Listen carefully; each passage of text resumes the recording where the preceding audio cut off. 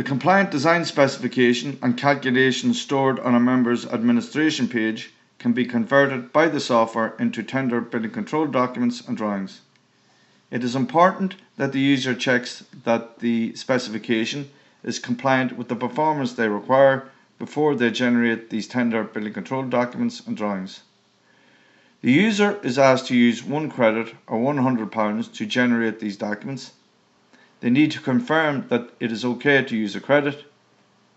Credits can be purchased using PayPal or using a credit card.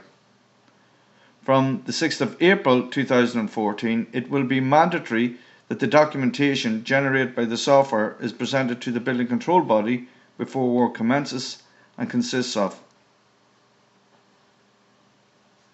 a compliant list of the fabric and fixed building specification. These are the design inputs used to calculate the design EPC.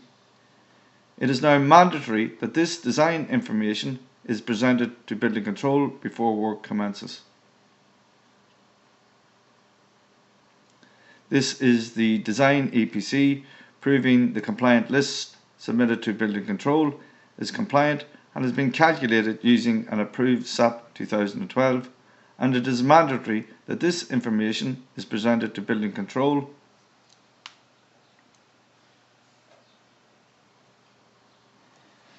These are the U-value calculations for the floor, wall and roof calculated to BR433. These calculations have been used by the SAP 2012 to calculate the design performance of the fabric.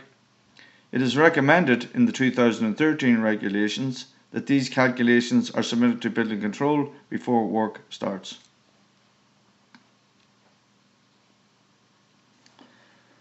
An individual Y-factor calculation to BR497 is essential if compliance with the new fee standard is to be achieved. Using the default figure of 0.08 in SAP will not achieve compliance with the new fee standard. This Y-factor calculation has been used by SAP to calculate the design fee. The Foresight software generates specific typical details for the method of construction chosen. For the floor, the wall and the roof. These drawings are populated with a description of the structural and insulation material used to achieve the design performance calculated by SAP. It has been recommended in the 2013 building regulations that the inputs used in SAP should be presented as a product specification rather than a figure from a calculation. For example, a U-value should be described as structural and insulation materials and their depths.